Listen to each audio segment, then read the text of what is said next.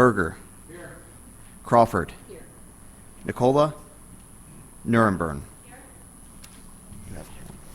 Okay, we do have a quorum present. So with the quorum being present, I move that we go into executive session. Do I have a second? Do you have a second? All those in favor say aye. Aye. All those opposed, same sign. The ayes have it. I move that we bring up Senate Bill 1. Do I have a second? I do have a second. Senator Crawford, would you like to explain Senate Bill 1 for us before we begin our voting process? Yes, thank you, Mr. Chair. This is the bill that has to do with the elected officials portion of House Bill 1606. It has several different pieces in it: public administrators, the auditors, the collectors, the coroners, and just as a reminder, we voted, this was passed into law in 2022. The courts kicked it out, not because of any of the things in this bill. And I did want to make the committee aware that Senator Nicola and I are in discussions. He had an issue with one piece, and so I would like to go ahead and try to vote this out of committee today, but we're continuing to work on that and will until we get it out to the floor, and hopefully we're going to try to work out some kind of an agreement, compromise, so to speak. So happy to answer any questions if anyone has any. Are there any questions of Senator Crawford or any further discussion on Senate Bill 1? Seeing none, I move that we do pass Senate Bill 1. Do I have a second? I do have a second. Matt, please call the roll. Senators Black. Yes. Henderson. Yes. Beck. Yes. Brattin. Aye. Berger. Aye. Crawford. Aye. Nicola. No. Nuremberg. By your vote of 7-1, Senate Bill 1 has due pass our committee. Now I would like to move to bring up Senate Bill 2. Do I have a second? Second. I have a second. Senate Bill 2 was heard last week. Senator Crawford, many of us have seen this language before. Senator Crawford, would you like to explain or review us on Senate Bill 2? Yes, thank you, Mr. Chair. Kind of same song, different verse. This is also parts of the House Bill 1606 that dealt with financial statements. If you'll remember from last week, it allows our second, third, and fourth class counties to file an abbreviated financial statement.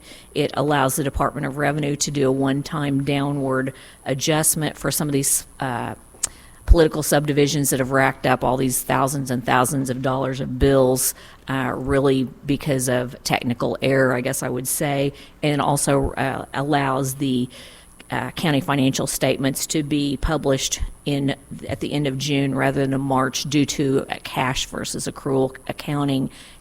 This is passed before, too, again, passed into law in 2022. Thank you, Senator Crawford. Any senators have any questions, or would you like to discuss Senate Bill 2? Mr. Chairman, Senator Nicola. I have an amendment I would like to offer, and that would be to strike the gender where it says his and her, to strike her back out of the original language. Okay. Yes. I don't. Just a moment while we accept the amendment before we have discussion.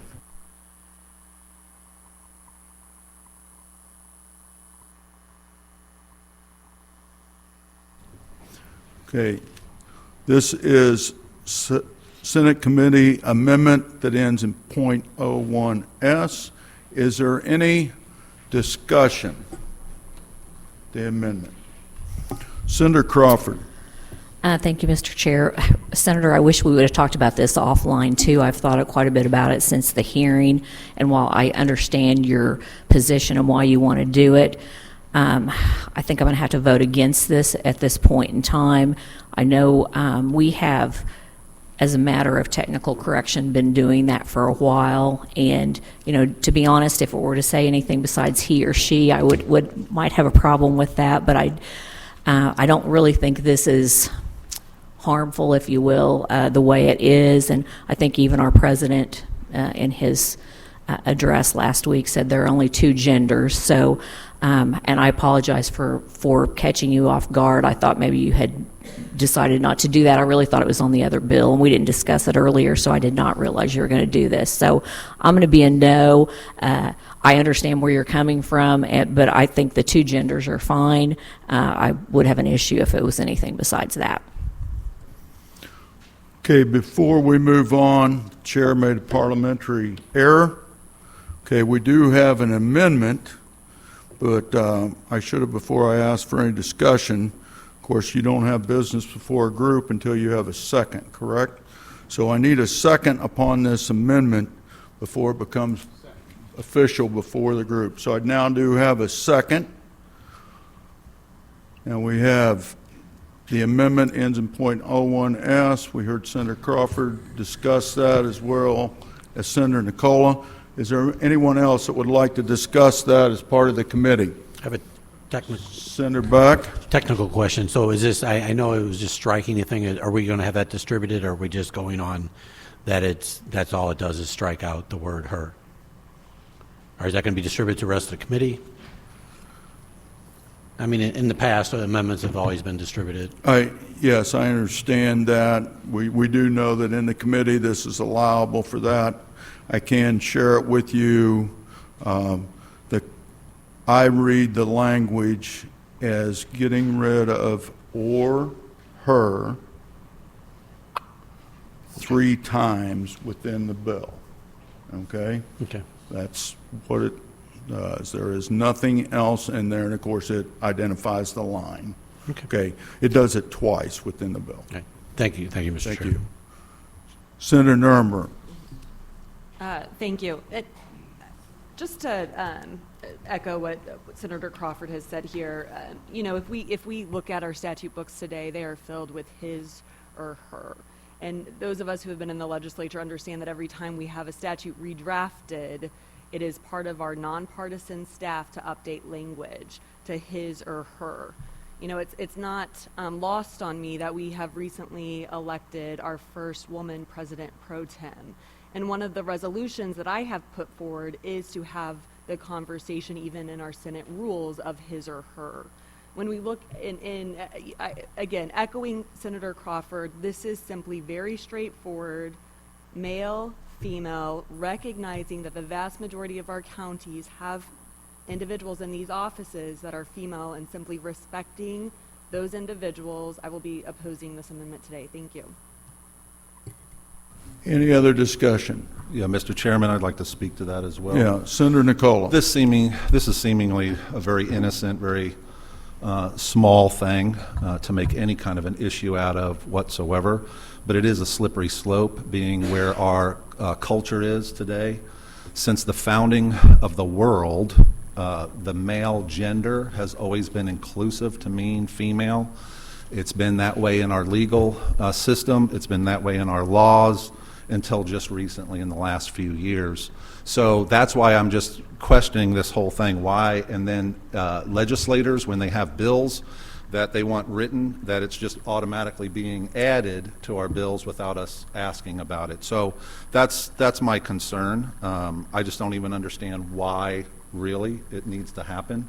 So it's fine. We can take a vote on it and move on. Thank you, Mr. Chairman. Thank you. Any other senator wish to have discussion upon the amendment? Okay, again, we are getting ready to vote on Senate Committee Amendment number 1 to Senate Bill number 2. This will be a voice vote. All those in favor of the amendment say aye. All those opposed to the amendment, same sign. No. The amendment fails. Is there any further discussion on Senate Bill number 2? Seeing no further discussion, I move that we do pass Senate Bill 2. Do I have a second? I do have a second. Matt, would you please call the roll?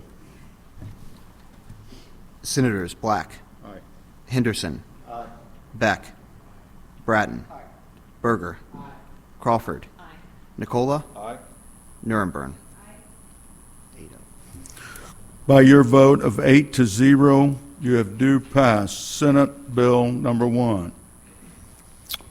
Committee, I move that we leave executive session and return to open session. Do I have a second? I do have a second.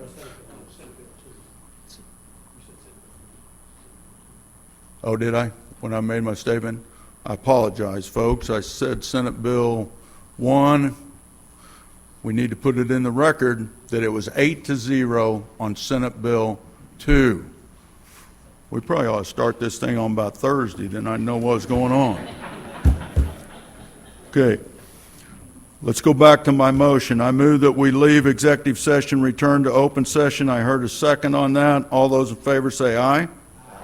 Anyone opposed, same sign.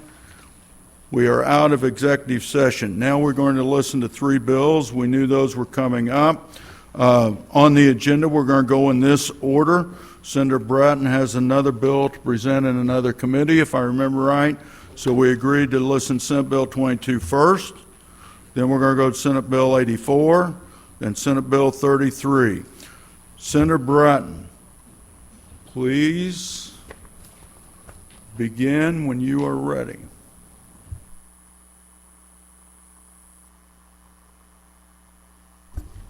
Thank you, Mr. Chairman, members of the committee. For the record, Senator Rick Brattin, 31st Senatorial District, representing Cass, Johnson, and Bates County, bringing forth before the committee Senate Bill 22. This is a relatively simple bill. I believe, honestly, bringing what was passed back in 1980, removing a provision in law that would allow the judicial branch and the courts to be able to rewrite ballot language when it comes to ballot measures. Honestly, I don't see a reason why, and I honestly don't understand why the legislature would have ceded this authority in the legislating process over to the judicial branch to be able to rewrite ballot language that potentially has the capability to sway voters in adopting law into their constitution or statute book and allow the courts to be able to do so. So it's a relatively simple bill. It removes that capability. It still allows them to disagree with, I guess, the underlying ballot language, and they can say that it's not withstanding or worthy to be before the voters. But it makes it to where they have to send it back to the originating person who writes that ballot language, and that's the Secretary of State. I believe that's where it lies and should lie. He's the chief executive officer of elections in the states per the Constitution, and I think that duty needs to lie with them, especially when we're talking, about things that are adopted into the Constitution. And we saw that play out in this last election, not to get into the weeds of what Amendment 3 was, but we saw several courts' decisions, continuing to rewrite this. And I think that's travesty. I think that's not their job. And they step outside that every time that they do rewrite that, because, again, that is by definition legislating from the bench. There is a substitute, and it has been distributed. So all this substitute does is it clarifies and brings continuity between initiative petitions brought forth by the voters or that put forth an initiative petition and the General Assembly on the number of words on the ballot. So initiative petition was 100 words, where for some reason the legislature was reduced down to 50. Well, I think if we're putting anything before the voters, I think having a better grasp and understanding of a potential immense amendment that they would be adopting, we need to broaden that and make sure that it's all the same in allowing that adoption so there's full understanding. So that's all that the underlying committee substitute, that's all that it does. But again, I'd be happy to answer any questions. I'll try to remain as long as I possibly can. I do have another hearing going on at the same time. Thank you. Any questions of the senator? Yes. Senator Harrison. I don't know if it's a question as much as I just kind of want to thank you for bringing this forward. This is a windmill I've tilted at quite a bit on initiative petition reform, and I agree. I hear from people in my district all the time that they feel like they're being taken advantage of with just the 50 words, and they'd like a bigger explanation sometimes. Not that they can't, not that they're not extremely intelligent, can do the research, but sometimes they're trying to raise their family, take care of their kids, and it's a tough situation. They get in there and they don't feel like they get a full explanation, so I like that. Thank you. Thank you. Senator Nuremberg. Thank you. Senator, would you help me first in understanding this bill you put forward in the past? Is that correct? No, this is the first time I've sponsored this Okay. legislation. Is it similar to other bills that have been filed, though? I would assume, but I'm not sure. Yeah, I was just looking at the summary. It looks like there's been different iterations of this, more or less, so we can say that this is language or the concept has been, prior than Amendment 3. However, one of the questions that, struck me as I was reading this and even hearing your explanation of the bill is the very concept of checks and balances. How do you respond to that? Well, this does not in any way, shape, or form remove that check. It still allows the court to weigh in. They can give an opinion. They can even, make a ruling to say that this isn't fit to be before the voters. But then it goes back to the Secretary of State. Is that correct? To rewrite that, and then Okay. I would assume it would And have to be, then, again, resubmitted to the Is court. the Secretary of State a partisan office? Yes. Okay. And what about those who would be charged with ruling on this, the judges? Oh, I totally agree that they're partisan. Correct. So certainly some of them who are partisan appointees. It comes to mind Judge Beadham, who ruled on this and who questioned and rewrote Secretary Ashcroft's very language on this. But many times, especially at something as high stake as language that is going before all Missouri voters, we have the system of the appeals courts and then even the Supreme Court. And are those partisan appointees? Well, they may not be partisan in terms of how they got there, but to say that they don't have some slant or ideology in how they derive their opinion, I would absolutely say that they are partisan in that aspect, But yes. they are judges who are appointed through the nonpartisan court plan. And That I might sounds good. add, retained by the people. Sure. So it's in essence, it's a partisan vote that keeps them in that seat.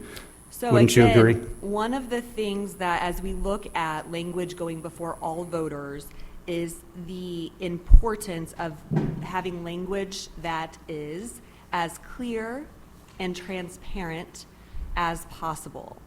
And I think as we look through some of the language, we can look at Republicans holding other Republicans in check and weighing in that language was far too partisan.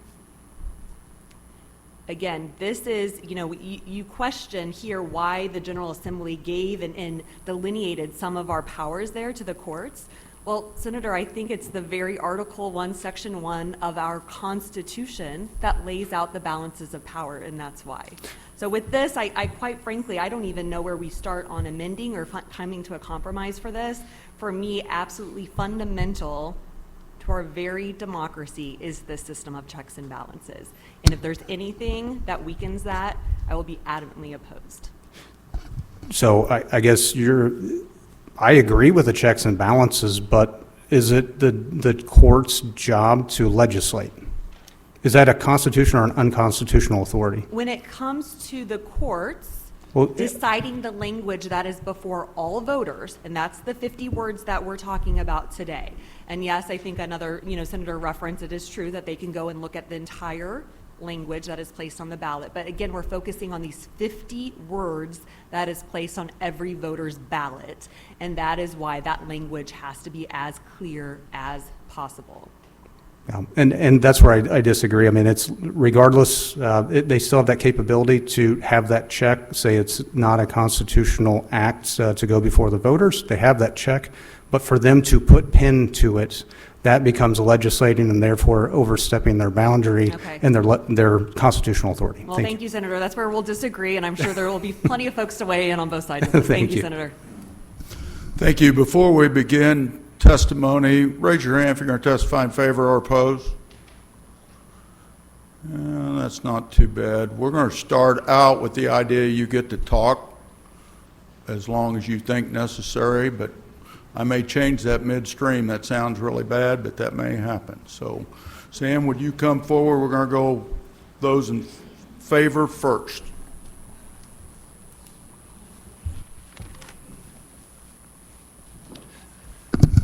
Thank you, Mr. Chairman, members of the committee. Samuel Lee with Campaign Life Missouri, a registered lobbyist, on record in support of Senate Bill 22. There is a handout that I did not get time to identify myself on here. I just quickly wrote this up, but that's something that's for you to look at as I'm testifying. There are two reasons why we're testifying in favor of Senate Bill 22, accountability and accuracy. This proposal has the broadest accountability because it requires someone or allows someone who is a statewide official, that is the Secretary of State, and allows the legislature, who collectively are elected statewide through a concurrent resolution, to come up with a fair and accurate ballot language if needed. And unlike a judge, and typically it would be a judge elected in Cole County, just one county in the state, who's deciding for ballot issues voted on by everybody, and if that's appealed, that goes only to the Western District Court of Appeals, and they are not even elected by the people. They're only retained by some of the people in the state. Not everybody in the state gets to vote to retain them, unlike they would with the Missouri Supreme Court. So certainly there's accountability because you have statewide officials, either the Secretary of State or collectively the legislature, who's deciding this. And you know what? If the people don't like what they do, they get to vote them out every 2 years or every 4 years, whatever the case might be. Secondly is accuracy, and that goes to this handout here. And that's and the example I'm using is Amendment 3. And this column is the original language that was submitted, or certified rather, by the Secretary of State, the ballot summary language, and beneath that is the fiscal note summary, as it was rewritten by the Western District Court of Appeals. And the third column is Planned Parenthood's lawsuit. And I'm just going to focus in on something that Secretary of State Ashcroft wrote that a lot of people ridiculed him for, but guess what? He was absolutely right when he wrote it. He said that Amendment 3 would allow for unregulated, unrestricted abortions from conception to live birth without requiring a medical license. And the Court of Appeals disagreed with him. They said it was silly or absurd or whatever words they used to suggest that people other than physicians would be allowed to perform or induce abortions in Missouri. And the Court of Appeals was wrong, or at least wrong based on Planned Parenthood's own lawsuit the day after, hours after Amendment 3 was passed, because they challenged the longstanding, by longstanding I'm talking 50-year, if not 50-year plus, restriction on abortions only being performed or induced by physicians. They claim that basically whoever they want to have abortions can do it. So the Secretary of State got it right. The Secretary of State also got it right when he said it was unregulated, unrestricted, because no one imagined that part of Planned Parenthood's lawsuit would be to attempt to strike down the law that prohibits abortions based on the race or the sex of the unborn child, or that the unborn child might have Down syndrome. And unfortunately, a Jackson County judge has thus far ruled in favor of Planned Parenthood's position. So right now, it is the position of Planned Parenthood and of one judge in Missouri, that black, brown, and mixed race babies can be constitutionally aborted in the state of Missouri, and that unborn baby girls can be aborted solely because of their sex here in the state of Missouri. And that's where we stand in the law right now. Secretary of State got it right. And if the Court of Appeals doesn't like summary language, then the Secretary of the State or the General Assembly, through a concurrent resolution, should be allowed to rewrite that. Thank you, Mr. Chairman. Thank you. Any questions? Thank you. Next person in favor.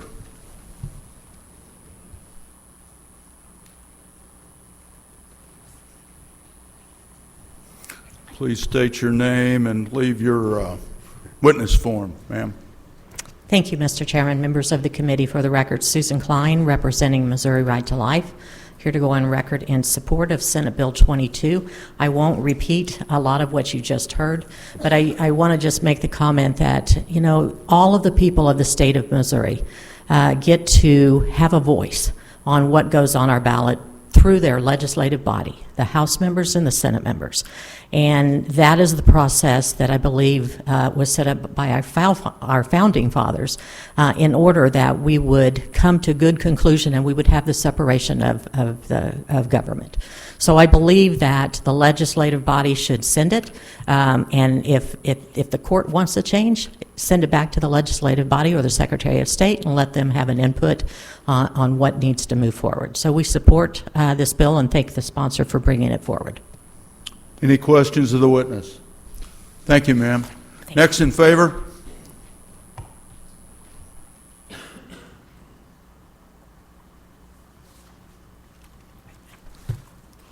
Lisa Panett with Armor Vine, and we just want to go on the record in support of the bill and thank the sponsor for bringing it. Thank you. Next in favor?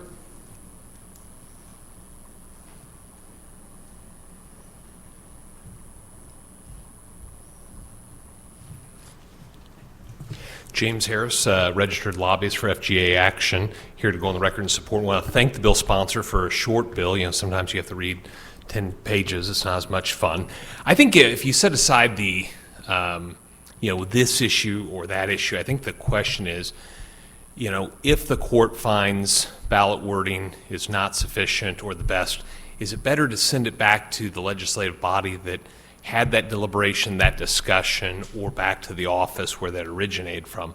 And I think that's a good idea. And I know some will say, well, you know, the current legislative majority is X party. It's been 20 years, and for about 6 years before that, it was the other party. Pendulum swings, and even in the Secretary of State's office, it's the first time, my recollection, recent memory, where you've had a transition from two secretaries from the same party. So this state is, you know, changes from time to time, and I think this is just a good idea. With that, I'm happy to answer any questions. Any questions of the witness? Senator Beck. Yes. Good afternoon. Just Good curious, afternoon. Who was FJ Action? Foundation for Government Accountability, formerly Opportunity Solution Project. Fortunately, they rebranded. And where are they based in? Naples, Florida, where it's about. It's thanks. warm today. Thank you, James. Any further questions? Thank you, sir. Anyone else in favor? Anyone opposed? Mr. Chair, members of the committee, my name is Ron Berry. I'm here on behalf of Jobs with Justice Voter Action, and we are in opposition to this bill. A couple of reasons would be, one, we believe that the citizens should still have an opportunity in this process. So, for example, if the secretary is to rewrite the language and it was challenged again and the court said, no, the secretary got it wrong, where does it go then? It doesn't say in the bill that we go back to the General Assembly because they're trying to do this while you're in the interim. So there's a question of timing. We also, think that it's very important that these ballot summaries are supposed to be fair and impartial, and so that there is a possibility. We saw just in this last election that the Secretary of State wrote numerous ballot summaries that were very politically charged, and so we just want to keep this into a fair process. Any questions of the witness? Seeing none. Thank you. Thank you. Anyone in opposition? Anyone in opposition?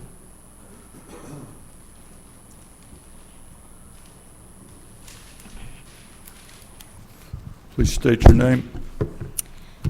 Good afternoon, Mr. Chairman, members of the committee. My name is Denise Lieberman.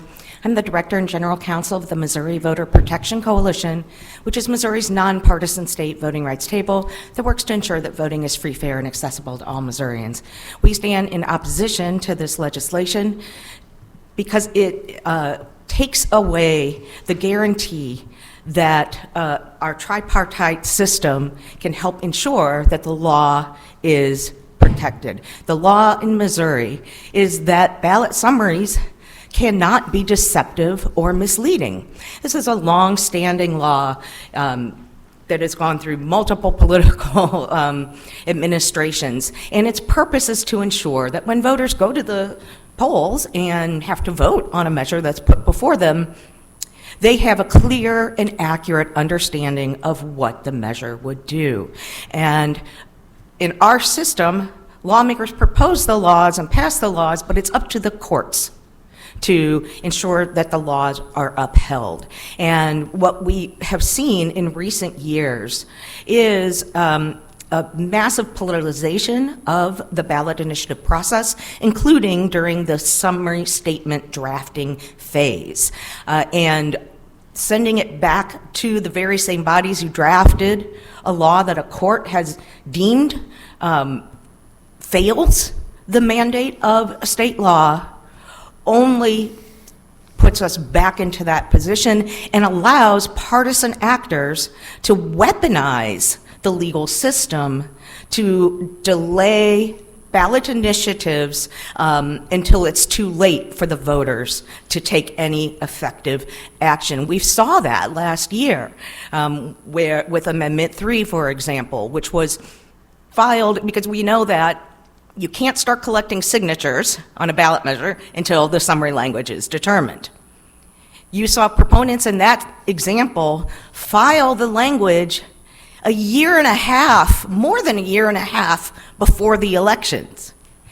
And because of what I believe to be intentional drafting of the ballot summary language to ensure a legal challenge and to ensure, frankly, multiple legal challenges, it took the better part of a year before that language was ultimately decided by the courts and the parties were allowed to take this process to the voters for signatures.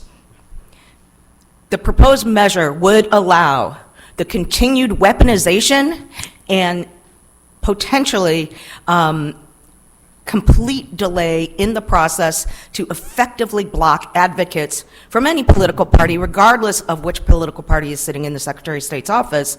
They can weaponize it to, in essence, prevent citizen petition gatherers from being able to even start the process or participate, effectively nullifying it. Thank you, ma'am. I do have one question before you leave. You talked a lot about the initiative petition process and that language, and I apologize. I've looked at Senate Bill 33 2 or 3 times. It seems fairly short, and I'm not a very bright individual, as you probably recognize. But I don't think it affects initiative petition process, does it? Or does it? I thought it was just about joint resolutions we put forth to the legislature. Is that wrong? Am I really screwed up and don't know what I'm talking about? No, you're not incorrect. Okay. So this particular piece of legislation, which is 22, I believe, not 33, would be limited to language that is proposed by the legislative body. I was offering examples of other situations where that language was proposed by the people, but the same idea and the same process we have seen proposed to be applied across the board. And we'd be opposed to this for the very same reasons that even though you could continue to delay the process. Different examples. Okay, thank you very much for, Question, Senator Nermer. Hello, thanks for being with us today. I have a question for you. So again, if General Assembly writes the language, the court sends it back to the General Assembly, it says here in the bill that we have essentially, we would convene before the 6th Tuesday before the election. Right. That's when ballots begin printing, is that correct? That's my understanding. Is it 6 weeks out? I do see that there are members of the Secretary of State's office here who can confirm that. I believe that's right. I'm looking at the timing of this all. And so the prior witness, again, brings up the point that this would lead probably to multiple special sessions where the General Assembly would have to come back and start over this process, which I don't know what the fiscal note is, and everybody always kind of tries to ascertain this. How much does it actually cost per day of a special session? But it looks like, especially with how long things played out, I think on the example that you gave through the initiative petition process, we can see that it'd be very similar. It could take quite some time for the General Assembly to come up with language that they agree on. And then I don't know if you're aware, but also changing that ballot summary from 50 to 100 words. If we were to change the ballot summary to be 100 words, what would be the implications of that? That's in the committee substitute. Yeah, so I it's don't in know the if you've committee seen that. substitute, and I didn't prepare to testify on Yeah. that particular aspect of it. It would certainly make it longer, twice the size. And we know already that it's very challenging for voters to be able to read and clearly understand what measures on the ballot are proposing. The longer it is, the more complicated it makes it for the voters. But we know definitively that there's value, regardless of your political party, regardless of your political affiliation, that the language be clear, unambiguous, and not misleading, right? And the reason we have the judicial system, which in Missouri is governed by a nonpartisan court plan. Judges are not political actors. They get retained by the people, but they are appointed through a nonpartisan court plan, and they are bound and by duty to apply the law fairly. Legislators are partisan actors. The Secretary of State's office runs as partisan actors. This measure would allow partisans to be able to, in essence, continue to control the process, potentially adding additional delays if they want to continue to hold the measure up through multiple concurrent sessions, as you mentioned. And I don't know the price tag of that, but I'm certain it's not cheap. Sure. Thank you Thank you very for much. your comments. Thank you. Anyone else in opposition?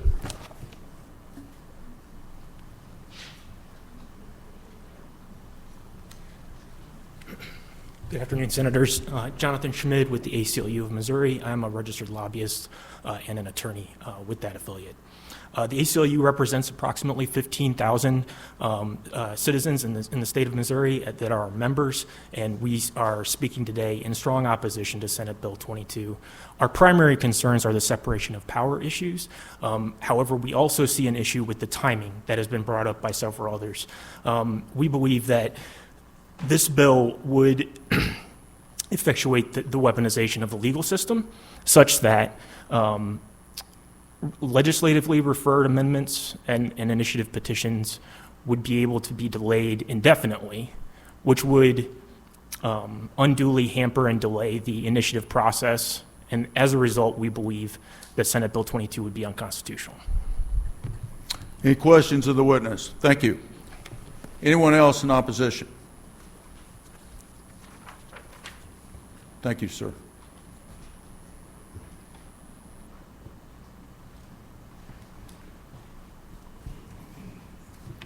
Good afternoon. My name is Marilyn McLeod. I'm the president of the League of Women Voters of Missouri. Thank you for allowing me to speak today. The League of Women Voters is opposed to this bill. Missouri law has long required that summary language that voters see on an initiative not be misleading. Accurate summaries are critical for voters to make informed decisions on how they choose to use their votes.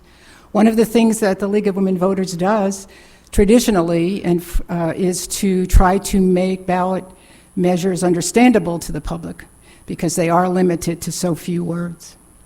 We try to do it in a nonpartisan way. That's our methodology, and to give pros and cons. This particular bill, we have to say that rectifying misleading summary statements has been an essential power of the courts. Removing that power diminishes the oversight and balance of power of the government, leaving summaries solely in the hands of the legislature or Secretary of State, which can over-politicize the process. I often refer back to the bill a couple years ago that was about the police department in Kansas City. And it was a ballot issue, and nowhere in that 50 words were the words Kansas City. So when people voted on it, truly, unless they had done the research, they had no idea what it was about. So the absolute essential nature that ballot issues have to be understood by the public is just critical. I do have to say, and this is just personal, I was going to suggest moving from 50 words to 100 words, so I agree, personally, I definitely agree with that, because trying to reduce what could be a really complicated subject to 50 words is mighty hard to do. So I suggest that would be a good idea, but the League is opposed to this measure. Thank you. Any questions of the witness? Seeing none, thank you very much, Right, ma'am. thank you. Anyone else in opposition?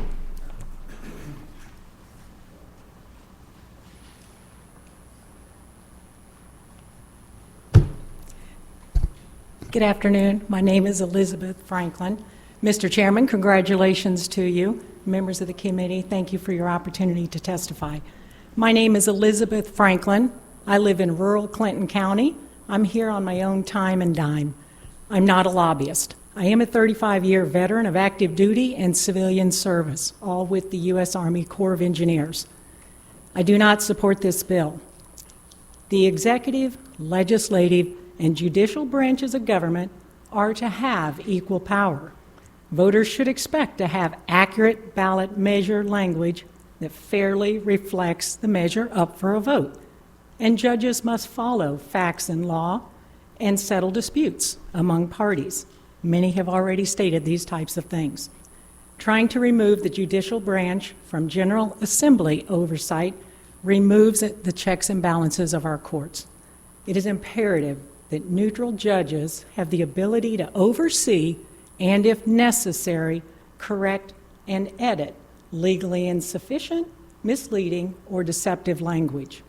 It's disingenuous for the General Assembly to exempt themselves from oversight by the judicial branch of government. I would imagine the Missouri Supreme Court would not want to surrender their ability to make such weighty decisions. I strongly urge you to vote no on this bill. That's my testimony, subject to questions. Are there any questions of this witness? Yes, Senator Nicola. Ma'am, thank you so much for taking your time to come today, and I want to thank you for your great service to this nation. So thank you very much. Thank you. Appreciate it. Any further questions? Thank you very much, Elizabeth.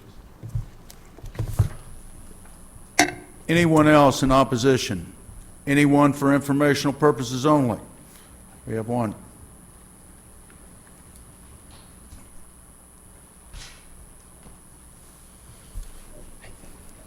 Thank you, Mr. Chairman. I wasn't planning on testifying. Chris Ropey here on behalf of the Missouri Association of County Clerks and Election Authorities. I will get my form filled out and turn it in, but just to make everybody on the committee aware, it saves me the time of sending an email to all of you. In 2022, you passed a law that said ballots are printed at 8 weeks for the local election authorities. I think this language has 6 weeks in it, which I didn't realize till this conversation. People start voting absentee at 6 weeks, so you could get in some real dicey timing situations where folks could have different things they're looking at potentially. Just throwing that out there just from a process standpoint, if that's something to look at that makes sense to match up, or however you choose to do it as a committee. Thank you. Any questions of this witness? Seeing none. Anyone else for informational purposes only? Senator, I don't want to hurt anybody's feelings, but we know that something that I helped put on the ballot got changed. Of course, I don't think it's good, and there were both Democrat and Republicans vote against what I thought was a good idea. Some of you in here, probably some of you sitting at this table, vote against it, and if I said it's a good idea. You have any closing comments? Yeah. Well, thank you so much for hearing this measure. Again, regardless of the testimony that you've heard in opposition, the court's job is to rule whether or not something is constitutional. By the Constitution, that is their authority. Legislating from the bench is not their authority. If we pass a law here or any measure, it is not the court's job to rewrite it how they see fit. We would be outraged if they did so on a statute we passed and the governor signed. But yet, when it comes to rewriting ballot language, again, this body gave them that authority. It's not given to them per the Constitution. And it is our duty, I believe, to take that power that was granted to them back because they have abused it, and they especially misused it in this last election on Amendment 3. Thank you, Mr. Chairman. I appreciate your time. Thank you, Senator. Okay, Senators, I got to go back and look through my list. Who's first? Berger, were you up next, or who did I say was going next? Yes. Senator Berger, please begin when you're ready. This will be Senate Bill 84, folks. For those of you listening in, Senate Bill 84. Chairman Black, members of the committee, thank you for the opportunity to present Senate Bill 84. For the record, I am Senator Jamie Berger, District 27, representing Scott, Cape, Perry, Bollinger, Madison, Iron, and Reynolds County. Senate Bill 84 is not something I would have expected we would need, but unfortunately it has came to this point. Senate Bill 84 creates the offense of tampering with an election official. Tampering can come through various forms, including, but not limited to, threatening or causing harm to an official or their family, attempts to influence an election official, and stalking an election official or their family member. This also includes posts on the internet such as social media. Tampering with an elected official shall be a Class 1 election offense, punished by imprisonment of not more than 5 years, or by a fine not less than $2,500 and not more than $10,000. Swatting is defined as the action or practice of making a prank call to emergency services in an attempt to bring the dispatch of a large number of armed police officers to a particular address. If voters are bold enough to attack Secretary of State Jay Ashcroft in the form of swatting, just imagine what they could do to a local poll worker. The average age of our election workers seem to be on the rise, and it is hard to get people to spend their entire day or days for what they are being compensated. We have to have their back when it comes to them being protected. This law is imperative to continue to have safe and secure elections while keeping seasoned poll workers. I believe there are some election officials here today who could speak to the harassment on an individual basis much better than I, but I'm happy to answer any questions. Thank you. Any questions of Senator Berger? Yes, Senator Nicola, please. Senator, thank you very much. When I read through this bill, the first question I had is why? Why is this really needed? Don't we already have laws that would protect them from harassment, crimes of this kind of nature that we do to an extent, but this would increase the not sentencing, but increase the, what am I want to say? Penalties for harassing or threatening poll workers. You know, so many people now, when they come to vote, if they come to the wrong precinct, or they're not where the precinct where they think they need to be, get aggravated right away and kind of take it out on the poll workers. It's more to protect the poll workers and the election authorities from that type of harassment. I think we increase the penalties. I think it's subsides some of that. Yeah, I appreciate you wanting to protect poll workers. I've worked many polls myself and have dealt with that. I guess that's just really my main question, is why are we pulling or pointing just to the poll workers and increasing these when others are being harassed, and we already have laws that would really protect them. In my district, in my county, most of our poll workers are elderly ladies. Same here. And it's hard to get those to show up. So I think we have to increase their protections by increasing their penalties to let people know that, no, we're going to accept that. All right. Thank you, Senator, very much. Yeah. Appreciate it. Any other questions, Senator Berger? No. How many people have testifying at all on this bill? Please raise your hand. Okay, well, let's hustle through, folks, if we can. First in favor, we'll go through all in favor. If anybody's willing to stay there not in favor of this, we'll let you go at the end. That didn't sound like that, did it? You heard it like that, but it didn't mean to be sounded like that. Please begin. And do you have your form? I do. Thank you, Chairman. And members of the committee and Senator Berger for bringing this issue up. My name is Sherry Parks. I'm the Livingston County Clerk. I'm also the president of the Missouri Association of County Clerks and Election Authorities Association. And so I have some points that might actually also answer the senator's questions as well. I also want to point out I do have a large group of people here in support of this, and this was a unanimous resolution by our association at our last conference to pursue this. We haven't had to do this, well, we did bring this up last year, but prior we did not face things that we are facing in the last few years, so this was not necessary, but it's extremely necessary at this point.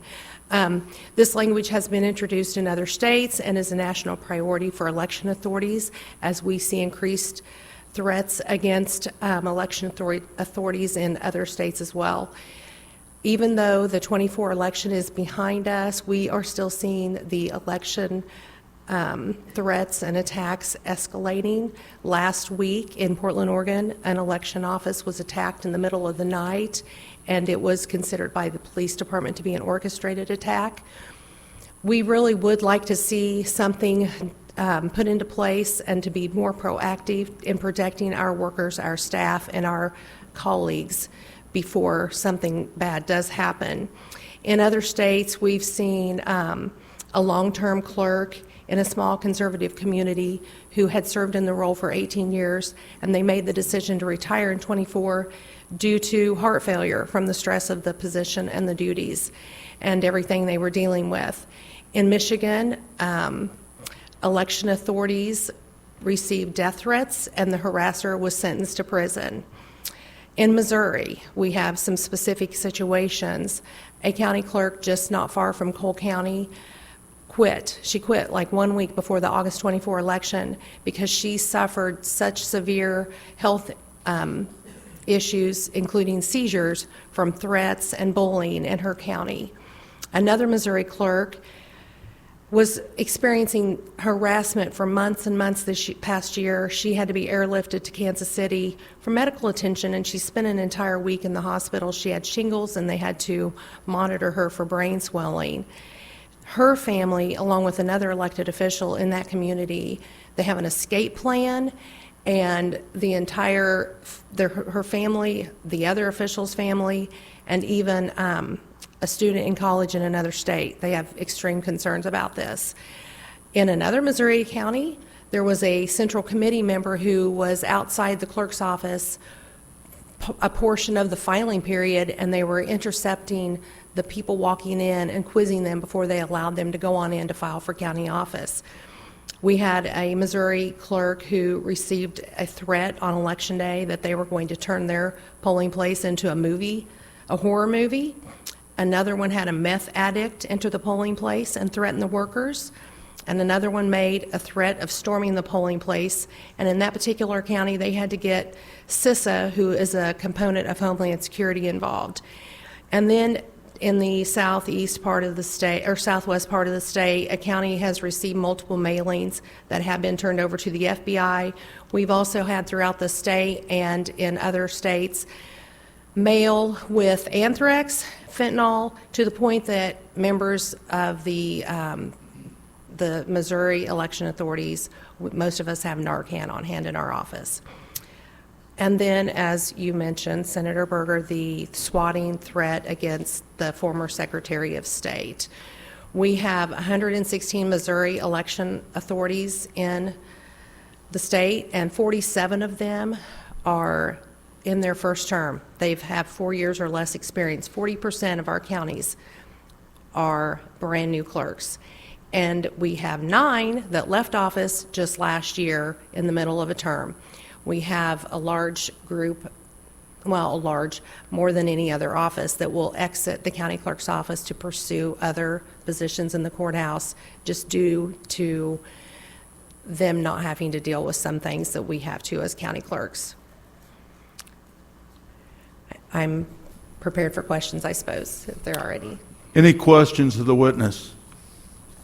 Senator Nicole.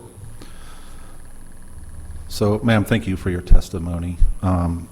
So you're saying that this bill, to increase penalties, will take care of the issues that you just talked about? I think that it will offer consequences to bad actions. We will still probably see bad actions, and we will see people break the law because we do every day in all areas of life, but there needs to be consequences for things like this. I would agree. We definitely need consequences all over in our culture. Thank you very much for your testimony. Appreciate it. Any further questions of the witness? Thank you. Next person in favor? Hello, sir.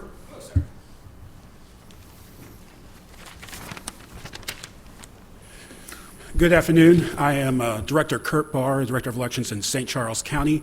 I did serve in, to answer the question that Senator Nicola had asked, I had served in the General Assembly from 2011 to 2018.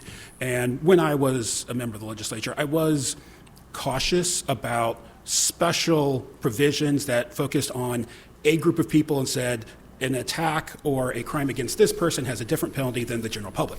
However, what I learned when I was in the General Assembly, and I've seen to be even more true since I've been out, is that the reason why law enforcement, judiciary, first responders generally have these types of protections is because they are specifically targeted because of the job they do in serving the public. And fortunately, it has now come to the point where election authorities and even poll workers, these voluntary people, are being harassed because of the job that they are doing to serve the public. And so while this bill is not a silver bullet to solve all the problems that we have with people being upset about the process, whether they're at the wrong polling place or not, it is a good way to say, hey, going out and intentionally targeting these people because the job they do to serve the public, that is something that is wrong. And I will say that in my office, we've actually spent quite a bit of time the last couple of years, quite a bit of money to increase physical security of our office. We had to do increased lighting on the outside of our building so that my employees could safely get to their cars at the end of the day. We had to add extra walls so that we had a secure vestibule as voters came in, that we had a locked door so people couldn't just enter our area. We have a much larger and more secure customer service window for our absentee voters to protect my intermittent employees, my judges who serve the public during the 6 weeks of absentee voting. And all of these things have been necessary in the last couple of years because of the culture of animosity that has been fostered against election authorities. And so, for these reasons, I personally support, and the association supports this bill. Unfortunately, it's necessary. Any questions of the witness? Senator Nicole. Thank you, sir. I appreciate that. And look, I want to make this very, very clear. I want to protect everybody, right, against any crime. I've been pastoring a church for 34 years. I was a candidate for 3 years. I get a lot of this kind of abuse as well, ongoing. And like you stated at the beginning, I guess I'm just questioning why we're pulling out one sector to protect and give more penalties to, when we have convenience store workers, pastors, we got all kinds of people, Uber drivers and taxi cab drivers and all kinds of things. So that's why I'm questioning this. I want to protect people. There's no doubt about that. But that's my question, is why is this just for one sector? Because there's problems everywhere. Could I give you a quick Sure. anecdote to that? Yeah, absolutely. So there is a gentleman who goes around the country and has been in Missouri multiple times, who goes and talks to these groups that talks about election integrity and whatnot. But in his talks, he specifically tells people it is not a crime to go to the homes of election authorities and harass them at their homes. And then he also talks about some of these other examples of people who, because they're election authorities, quit their jobs because of the amount of stress they're put on, and he calls that a victory and a win. And this is a person who's a deacon at their church, claims to be. And so we have people who are coming into our state advocating a soft form of violence to a group of people who may or may not understand where those lines are. And so because that is now being told, hey, you can go and you can do this. Not only can you go to their offices, but you can go to their homes where their families are to harass them, because that's not illegal. That's where my eyes were open to say, yes, unfortunately, we do need something more. Yeah, I've heard that in other sectors as well. So maybe we need to really take a good look at all of our crime penalties to keep people safe. I agree with you, Senator. Thank you very much for your testimony. Thank you. Any other questions? Thank you, Mr. Barr. Anyone else in favor?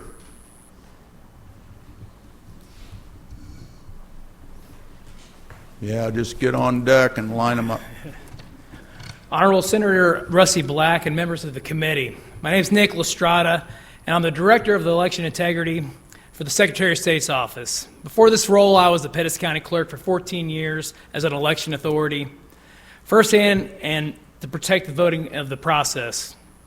Our nation has always made it a priority to protect for those who just like we do for our military. The same should be true for those who serve on the front lines of our elections. Election workers should not face threats, bullying, harassment for simply just doing their jobs. Senate Bill 84 is an important step to stand up these workers by passing this bill. We are sending a strong message, and threats to harm the election officials and their families are not acceptable. At the same time, we fully respect and support people's right of free speech. This bill is not stopping real threats, not silencing anyone's voice. In closing, the integrity of the elections, depending on the workers being able to do their jobs in a safe environment. We must protect those who work at the democracy strong at the ballot box. As the local election authority myself, this is a serious issue. And Senator, I heard you say you're wondering why just this sector. Well, I'm going to tell you why. You guys all got elected by who?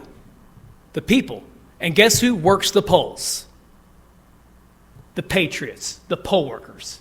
So let's all make that very clear. Nobody in this room that is elected would not be sitting here if it wasn't for our patriots that are working these polls. So this is a very serious deal. This has been something that's been set off on the side, and everybody just sits around and doesn't do anything about it. So this bill is serious, because as of right now, yes, there are certain things that you can just get in trouble and lose your voting rights. No, this is actually going to do something. So this is a very serious deal when it comes to election workers, and it hasn't been a huge issue until pretty much after 2020 COVID. And then, moreover, then we move forward, and this thing just progresses as a snowball effect. So this bill is huge, especially for our poll workers, and especially for the election workers and all the election authorities out there. And as I served as an election authority for 14 years, I've been threatened myself. It's ridiculous. So, any questions for me? I do appreciate you guys having me here today. Any questions, senators? Thank you, sir, very much. Thank you. Anyone else in favor?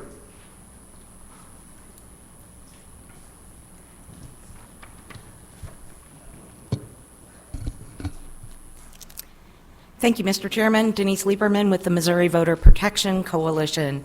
We are in favor of Senate Bill 84 for many of the reasons already stated. We stand behind Missouri's hard-working clerks and local election authorities who have come here today, and there's a bunch who are here who haven't stood up to testify, representing a swath across the political spectrum who believe that this legislation is necessary for them to be able to do their jobs of administering our elections. If the livelihoods and the ability of our election workers to carry out their sacred duty of administering our elections is interfered with, tampered with, hindered, and impaired, then we don't have free and fair elections. And not only have we seen here that we've got the clerks, we've got the Secretary of State's office, this is a multi-partisan issue. It's really a non-partisan issue. This is about ensuring that our election workers are safe. And what we know, and certainly harassment is bad across the board, Senator, but what we know is that our election workers are particularly and specifically targeted particularly because of the work that they do, for the work that they do. You heard the examples here in Missouri, but this is true nationally as well. A recent study demonstrated that a third of local election authorities report being harassed on the job. 1/5, 20% of local election authorities nationwide fear physical assault in future elections. And 45% are concerned for the safety of themselves and their colleagues.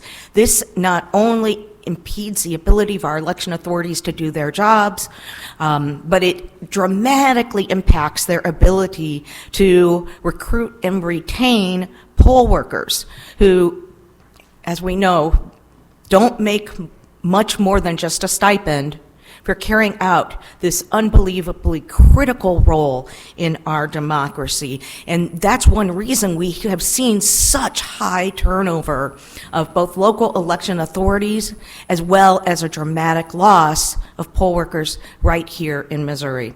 So Missouri Voter Protection Coalition stands in support of Senate Bill 84. Thank you. Any questions? Yeah, Senator Beck. Probably more of a comment and question, but in general to enlighten. So just so you know, I'm in favor of this bill. I'm sorry I came out in public and said that, but this is important that we have fair and free elections, and I think that's the bedrock of our democracy, and we need to do that. And I'll just give you an anecdotal story. I don't normally like to do that, but in St. Louis County, there's a recruitment effort within the high schools, their teachers, and the government, and then they get kids to work the polls. And a lot of them, one of the biggest drawbacks and one of the biggest things they say is the reason why they don't want to do it is because what they see and the threats and everything else. And we need to broaden that. We got to make sure that the people feel safe when they go to vote. You know, you should. That's your right to do that. So I'm in favor of this bill, but it also just shows that there's that fear out there that something's going to happen. And I have other ideas. I'll leave those alone for right now, but to help with this process. But I think this is a good start. Senator, I agree with you. And it also perpetuates the continuation of the kind of disillusionment that we've seen growing about the sanctity of our democracy in recent years, when these ongoing stories of harassment and intimidation of our local election authorities continue to flood the airwaves and create a narrative that it's not safe and it's not okay to participate. Thank you. Senator Nicola. Thank you, Mr. Chairman. This perhaps was probably a better question for the senator, the sponsor of the bill, but nevertheless, I'll ask you. So in the very first line, it says a person commits the offense of tampering with an election official. Who determines tampering? How do you define tampering? And if we go on, with the purpose to harass, how do we define harassment or intimidation? Who gets to determine that, I guess? What does that mean? Sure. Because if I might define harassment or intimidation differently than you, or we all might have our own definition of it. Right. Well, that's why we have courts, right? If you go on and continue reading, the bill does specify a variety, 5 bullet points that expressly lay out precisely what type of behavior will fall into the category of tampering. But we certainly use the term harassment in other aspects of the law, and courts are able to discern, and local prosecutors, who are the ones that would decide when to pursue charges, also have an understanding of when that takes place. This bill also protects against arbitrary prosecutions by ensuring that there is an intent element that the prosecutor is able to identify. Very good. Thank you so much. Thank you. Thank you. Next in favor.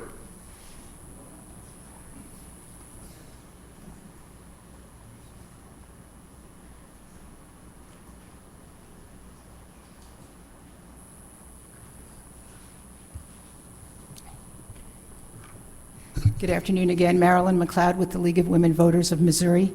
We are definitely in support of this bill, and we thank the Senator for bringing it forward.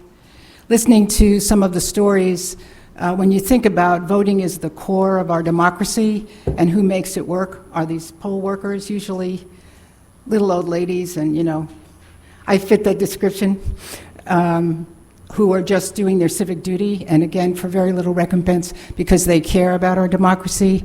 We have to do what we can to help them and to make them safe, and so we're definitely in support of this. Thank you. Thank you. Any questions? Thank you, ma'am, very much. Thank you. Next in favor?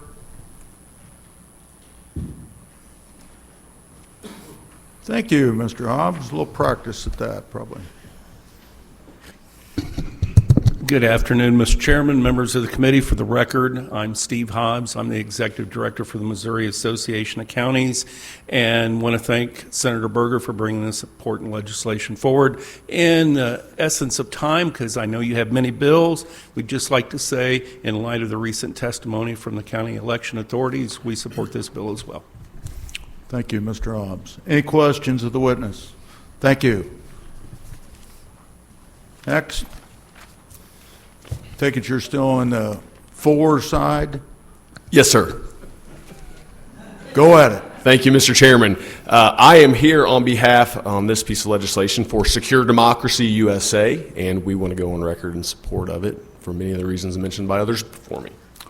Thank you, sir. Any questions of this witness? Thank you. Anyone else in favor? Mr. Chairman, members of the committee, Alex Eaton representing Secure Elections Project. We'd like to go on record in support of this bill. I think the election authority, election clerks spoke highly of why this is necessary, so won't add to the length of this hearing, but appreciate hearing this bill today. Thank you. Any questions of the witness? Seeing none. Thank you, sir. Thank you. Anyone else in favor of the legislation?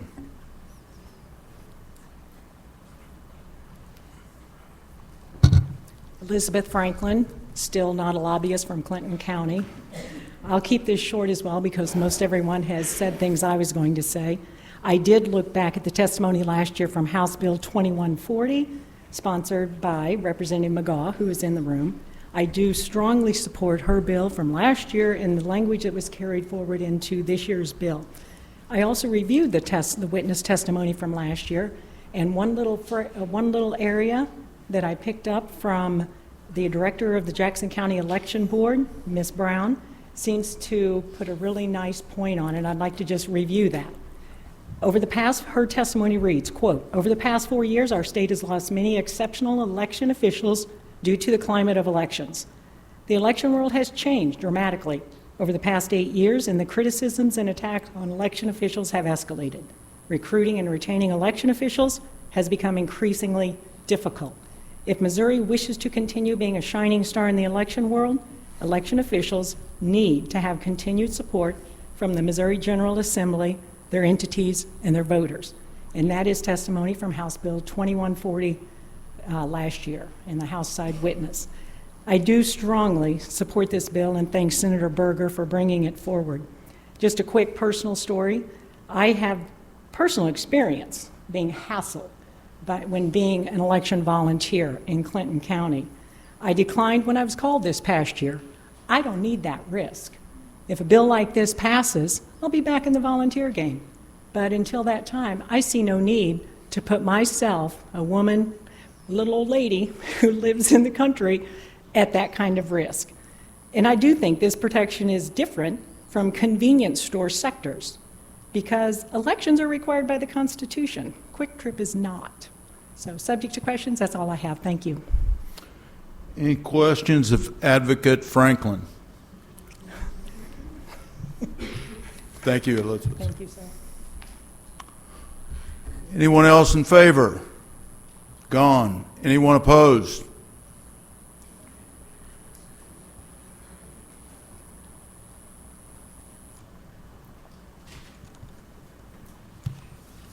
Lisa Panett with Armor-Vine.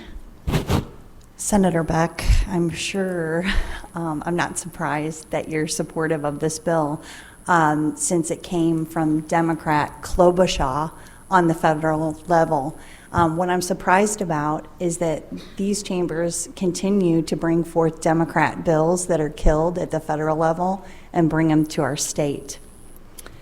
So this talks about specifically engaging in conduct reasonably calculated to harass or alarm such election official or such election official's family. Are we supposed to know who the family is? I mean, since we're giving them a protected class status. Disseminating through means including posting on the internet the personal information of an elected official or any member of an elected official's family. So as senators, most of you give out your personal telephone number. So then if these people give out their personal telephone number for whatever reason, and then it's posted, now they've violated a crime that they probably they don't even know exists. When I looked up Klobuchar, and by the way, it's called, she reintroduced the comprehensive legislation to address threats targeting election workers, and it's called the Election Worker Protection Act. You can look it up. Klobuchar, Democrat, protection worker. Her bill, it's exactly the same, establishes threatening, intimidating, or coercing election workers as a federal crime, expanding the prohibition on voter intimidation in current law to apply to the counting of ballots, canvassing, and certification of elections. It talks about social justice, and who's quoted in the article is Brianna Lennon, who is a Democrat county clerk of Boone County, Missouri.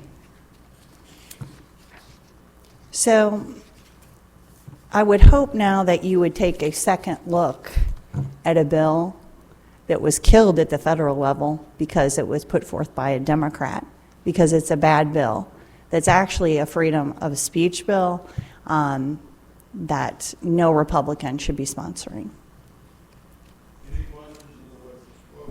Any questions of the witness?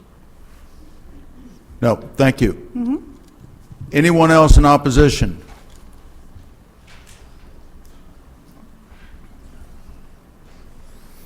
Please state your name, have the witness. Yep. Hi, my name is Bev Allen. I'm with Liberty Link, Missouri, and I'm opposed to Senate Bill 84.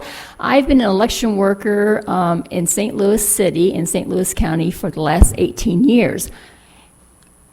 I've never seen anything toward what's been mentioned today. In fact, maybe some of these other rural counties, I don't understand. Anyway, it's creating another special class. We already have laws in the book. They should be, any crime against any person should be fully prosecuted to the extent of the law and be done with it. We can't keep on creating special classes because everybody will be special. And actually, we're all each to be equal before the law. And as we create special classes, we're becoming more and more unequal. Any questions of the witness? Seeing none. Thank you, ma'am. Anyone else in opposition? Anyone for informational purposes only? Senator, would you like to, in closing comments? Sure. Mr. Chairman and committee, in closing, by increasing penalties that SB 84 will bring, we'll tell people that it's unacceptable to harass or threaten our poll workers. It will also give our polling places more calm and security for the voting public. We're always asking more and more people to vote. We bring them into, if we create an environment that's welcome to people voting, I think it increases our voters, and that's what we're after, is to get, the elections cost counties and state a lot of money. And when we feel like we have 25 to 30% participation, we think that's a great turnout. I think we need to do everything we can to increase turnout, and that's kind of my closing. Thank you. Thank you, Senator. Senator Beck. Sorry, Senator Beck, we're pushing on time, so you do your thing, and we'll try to, how many witnesses you probably got here? A couple hundred?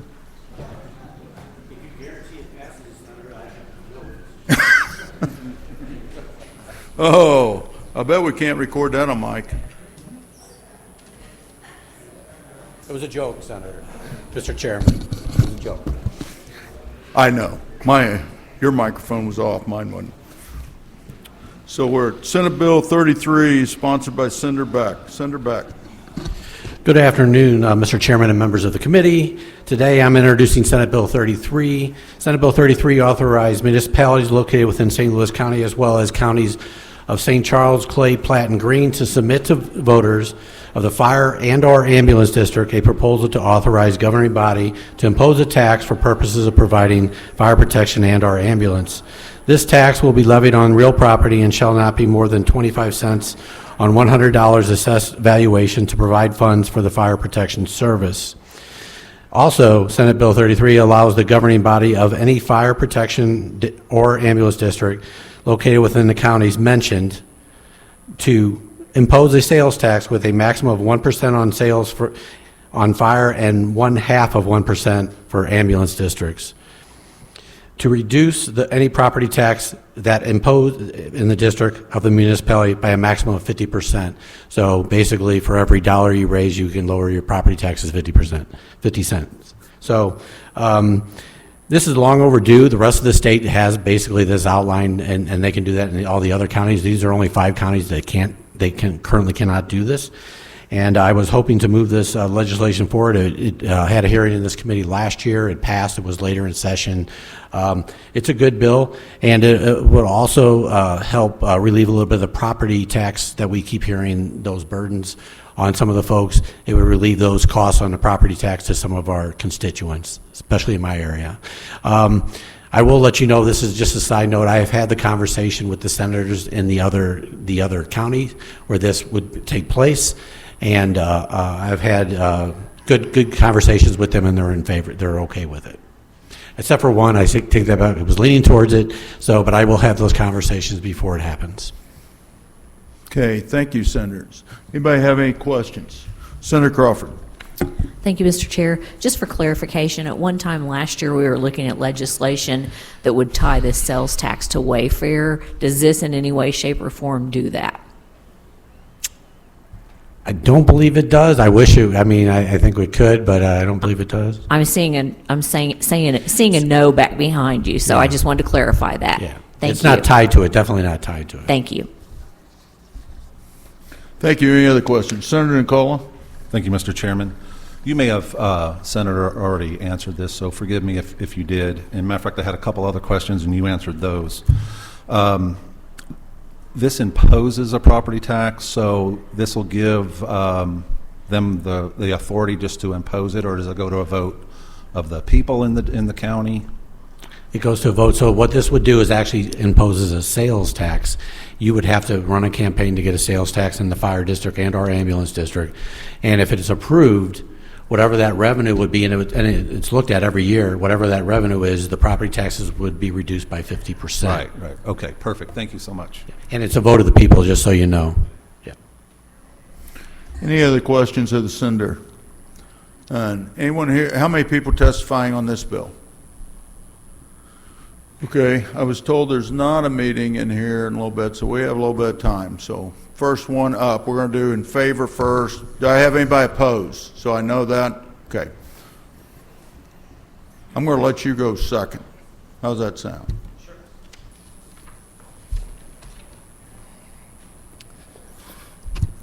Good afternoon, members of the committee. Mr. Chairman, thank you for taking this up. I want to thank Senator Beck for taking this issue up. It's a very important issue to the fire and EMS agencies in these 5 counties. I can assure you of that.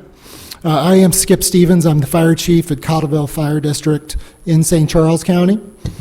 Just over 20 years ago, there was legislation passed that enabled this funding mechanism for fire and EMS districts across the state. And that is memorialized in 321.552. And since then, and up until today, we've got 93 fire and EMS districts across the state of Missouri in 68 different counties across the state that are actually using this funding mechanism very successfully.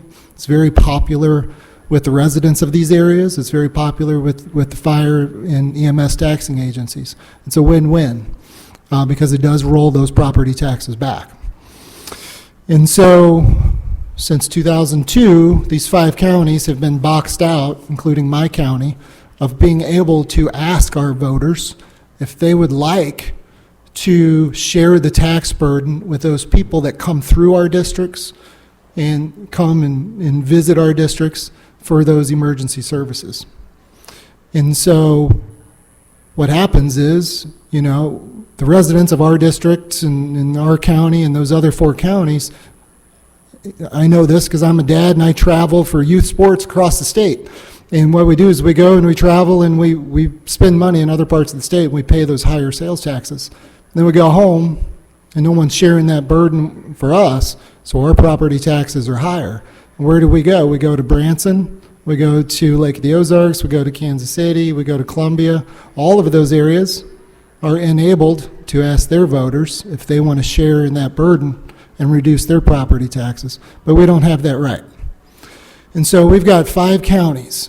And, you know, I wasn't involved in any of this 20-something years ago, but when I look at it today and I try to figure out the rational basis of why these 5 counties, it doesn't make any sense to me today. So we've got St. Louis County is excluded from being able to do this, but we have Jackson County that can do it. Jackson County is our 2nd most populous county. We've got St. Charles County that can't, just to the west of St. Louis, but then we've got Jefferson County, similar county, a little different, but similar, that can. We've got Platte County that cannot, but then we have Boone County and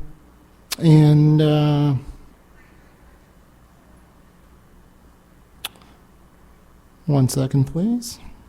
We've got Jefferson County and Boone County both have higher populations and higher tax assessments than Platte County. So it makes no sense to me. So we've got 5 charter counties. 3 of them are excluded, 2 of them are included. We've got 13 non-charter counties of the first class. 2 of them are excluded, the other 11 are included, including certain counties in those non-charter first-class counties that have higher populations and higher tax assessments than the ones that are boxed out. So I don't know what the landscape was 25 years ago, but when you look at it from a data standpoint in terms of population, type of government, and assessments, there's no rhyme or reason. It appears very random. And so I think it's time that we level the slate for funding for fire and EMS across the state. I think it makes sense. It's a win-win for the residents. And in terms of, you know, representing a fire protection district, what it does is we've had a lot of conversations in this building that was mentioned by Senator Beck of finding ways to lower property taxes. And this discussion has been targeted at St. Charles County, St. Louis County. Property taxes going through the roof. Fire districts always putting, and ambulance districts always putting property tax levy increases on the ballot. This removes that pressure to do that from a funding standpoint. So it's very helpful for fire and EMS districts, and that's why we have 93 outstate that are currently employing this funding mechanism. In terms of St. Charles County, even the cities are asking for it. It's a legislative priority for the St. Charles County Municipal League, and I think that speaks volumes because they can see that this is something that's good for property owners, it's good for public safety, therefore it's good for their communities. I'd be happy to take any questions. Are there any questions? Senator Henderson. Just one quick question. If you can't answer it, maybe somebody else that comes up. Does anybody know the history of why they were excluded? Why originally they were excluded? Anybody? If anybody testifies, I'd just be interested in that. Thank you. No. Any other questions of the witness? Thank you, sir. You're okay, welcome. The gentleman in opposition.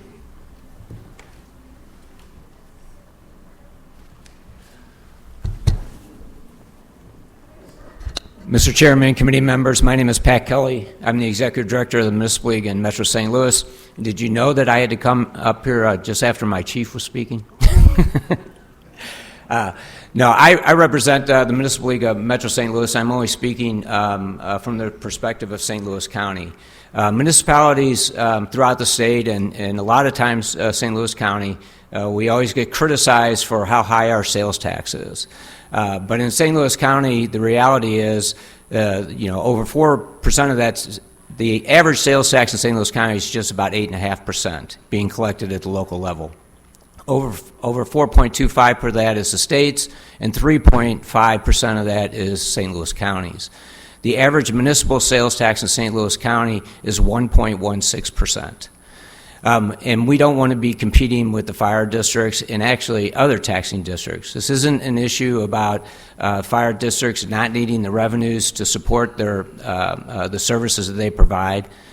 This is about expanding the base or the ability of other political subdivisions to use sales tax as a source of revenue, and that's our concern. Since 2000 in St. Louis County, the state legislature has allowed for a countywide, actually multi-county-wide parks and trails tax. We've allowed for a zoo tax for St. Louis County. We've allowed for a sales tax for an EMS communication center for counties. And to be quite frank, all of those benefited our municipalities. But it's still expanding that sales tax base in St. Louis County. And for the record, I voted for all those taxes as well. But we're just concerned that the base is getting too big, and a lot of times municipalities get criticized for those taxes, and yet we're the smallest one. By state statute, the maximum that any municipality in St. Louis County can go to the voters for is 2.25%, and only one of the municipalities in St. Louis County has hit that level. I'd be happy to answer any questions. Thank you, sir. Questions? Thank you, Mr. Chair. Just a quick technical question. How's that going to work if it passes and they're going to reduce the property tax by that amount? Technically, is that going to be a burden as far as on your collector and that kind of thing to reduce that down? Is that going to be any kind of an issue? And maybe you're not even the right person to ask the question of, but I was just curious. I wouldn't think it would be a problem, to be honest with you, because the taxing districts are set up with their own coding system and so forth. So probably just a formula or something like that. Okay. All right. Thanks. Any further questions of the witness? Thank you, sir. Now I have to go apologize to my chief. All right. Anyone else in favor? Yes, please go. Anyone in favor? Well, we're at the in favor group. Support. Thank you, Mr. Chairman and members of the committee. Jim Ussery, Pattonville Fire District Fire Chief.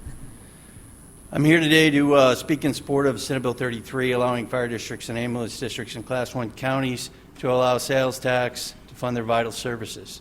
As a fire chief in St. Louis County, Missouri, I appreciate the opportunity to speak here today. Fire districts are a critical part of our communities, providing emergency response, fire prevention, rescue operations, and more. However, many of the fire districts facing increasing challenges in maintaining and expanding services with limited funding sources. Currently, property taxes are the main revenue stream, but these funds are often insufficient to meet growing demands in modern fire protection. Allowing fire protection districts to implement sales tax would offer several key benefits. As my colleague mentioned, equitable funding, a sales tax more broadly based, would ensure that the visitors and non-residents who benefit from emergency services in our communities would also contribute to funding these essential services. Property taxes alone place the financial burden on the homeowners, which can be particularly challenging in areas of low property values. Also mentioned sustainable revenue. Sales tax is a proven stable source of funding in addition to property taxes for the fire district. Improving services with additional funding, fire protection districts can expand services, improve response times, invest in modern equipment, and enhance firefighter training, ultimately making communities safer. The bill does carry additional concerns for smaller jurisdictions and metropolitan areas that lack retail and tourism dollars, based on legislative efforts in the past several years to reduce property and personal property tax burdens. Some areas could face funding shortfalls if the bill would be viewed as a solution to extreme approaches to repeal property and personal property taxes. Conservative actions moving forward would allow these service providers the opportunity to better gauge the overall financial impact and adjust accordingly. In closing, a sales tax for fire protection districts does provide a fair solution to help ensure these essential services continue to meet the needs of our growing communities, and we ask for your support in making this important change to better protect our families and neighbors. Thank you, sir. Any questions of this witness? Seeing none. Next person in support, please.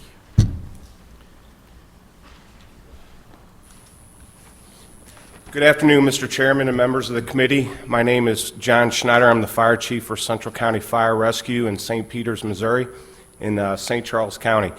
I'm also the secretary for our statewide organization of fire districts, Missouri Association of Career Fire Protection Districts. But today I come on behalf of the Central County Fire District, and I echo my partners that came before me and just the ability to share some of our costs. Our dispatch every day is swamped with mutual aid calls. We are crossing each other's boundaries and helping our neighbors, and this gives us an opportunity to share the burden of those costs. I don't have any other statements. Thank you, Senator Beck, for bringing it forward, and thank you for your time. Any questions of the witness? Thank you very much, sir. Next person in favor.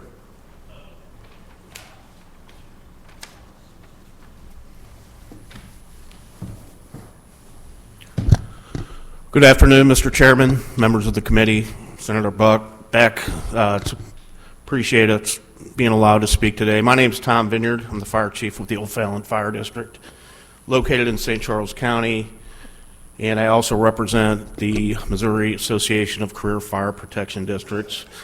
I'll keep my testimony very short. I am in favor of the bill for reasons already stated.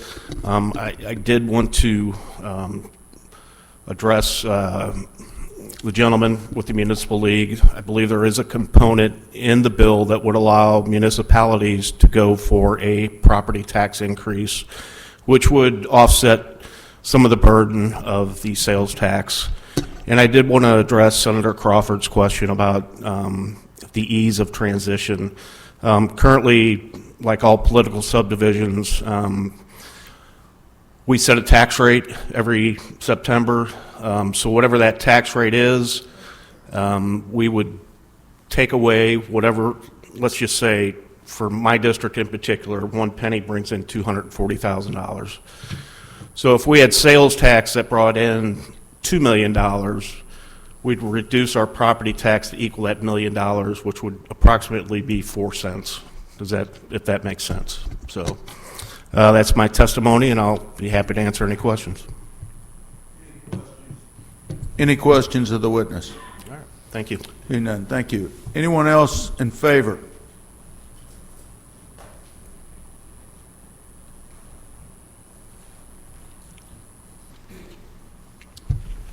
Good afternoon, Chairman and members of the committee. I want to say thank you for having the opportunity for us to be here with you this morning, or this afternoon. My name is Kelly Cope. I am the chief of St. Charles County Ambulance District, and I also want to say thank you to Senator Beck for bringing this bill forward. As been described already by many that have been before you for this, I am in support of the bill, and I believe that the value associated to that has been described, particularly by Chief Stevens, who described it clearly that we've been excluded from this which is a very interesting question. I don't have the answer to that either, sir, that the 5 counties were excluded, and obviously ours is one of them. I have been working with the sponsor of the bill. We've been discussing a few details associated to making sure that there's clarity so there's not a crossover between the 321 language that's associated to this proposed 905 potential and the 190 statute, so that it doesn't interfere and we end up with some kind of a battle later that has to be described for clarity. So we're working on a few detailed items, but generally speaking, we're very happy and want to support this bill. Happy to answer any questions for any of you. Any questions for the witness? Seeing none. Thank you, sir. Thank you very much. And I'm going to put in this reminder I haven't done for quite a while, but I hope all of you that have spoke have a witness form and have turned it in. That's important to our process. Anyone else in favor? Mr. Chairman, members of the committee, my name is Brent Hempill. I'm here on behalf of the Missouri Ambulance Association. I actually was involved when we wrote this, and as I recall, it was due to several senators that represented those districts that wanted to be removed from the bill. And so given you all now sit in that same chamber, you can see how sometimes we have to cobble things together to get them through the Senate and the legislature. And so I think that was the basis of the reason that they didn't want to have this kind of a sales tax opportunity for ambulance and fire districts. I will say Senator Crawford, this has nothing to do with Wayfair, even though I would like it for it to have something to do with Wayfair, and we'll talk to you about that at some point. The bill currently allows fire protection districts to go to 1% sales tax. Right now, all of your districts have a half-cent sales tax. I am fully in support of the 5 counties that are excluded from going from a sales tax from a property tax. Fully support. But as it relates to rural areas, we have a bill which I think, Mr. Chairman, you actually have filed it that goes to 1 cent. So we would obviously I placed that in my folder before I come to this committee meeting today. So if you want to benefit rural parts of the state, ambulance district going to a sales tax would be hugely beneficial, not for all. Some counties don't have that ability to recoup sales tax revenue, so they have to stay with the property tax-based tax system. But we fully support the bill. We would like to see some slight modifications. I will say that the MML, the testimony opposed to it, was the exact same testimony used 20 years ago when we passed this. Yeah. It's hard to believe where institutional knowledge comes from, sir. That was supposed to be a compliment. I took it as one, Good. Mr. Chairman. I'm glad you did. Any questions away from my comments? Thank you, sir. Mr. Chairman, members of the committee, my name is Trent Ford. I am a registered lobbyist for the Ambulance District Association of Missouri, here to testify in favor of it. I am very happy about the fact that these counties finally get a chance to go to 1%. That'd be terrific, I think. Thank you, Mr. Ford. Any questions? You think maybe you can look up the name of who the senators were 20-some years ago when this decision was made? Look how good he did ignoring me. Yeah. Bye. Talk to you later. Good afternoon. Katie Gamble here on behalf of the Missouri Fire Service Alliance. I want to go on record in support. I think we probably have similar thoughts to our ambulance colleagues, but definitely want to see the additional counties added. Thank you. Any questions of this witness? Anyone else in favor? Did I miss somebody in opposition when we went through that pretty quick? Anybody for informational purposes only? Senator Beck, before you begin, and Senator Crawford, yes, Senate Bill 270 is in my folder because in the fiscal analysis, I read what communities there were. And as both of you know, I filed the bill this year dealing with those rural districts, and hopefully we can work together to come up with this, and maybe not completely exclusion, so 25 years from now we got to know why people in Jackson Township and Livingston County were excluded. Okay, any closing comments, Senator Beck? Well, I appreciate that, Mr. Chairman, and I was not trying to exclude anyone. It just the pool gets bigger, and then you get more people against things, and it creates an issue. I was just trying to accomplish something for 5 counties that currently don't have anything. So that's what this was about. I also will say there will be some sort of technical fix. Hopefully, if the sub comes through for a vote, technical fix with to bring in 321 and 190 and make sure that it's clarified that ambulance districts are involved in this. Thank you, Senator. Any senator have any closing comments before I ask for a motion to adjourn? Thank you. A motion to adjourn. And seconded. All those in favor say aye. Committee's adjourned.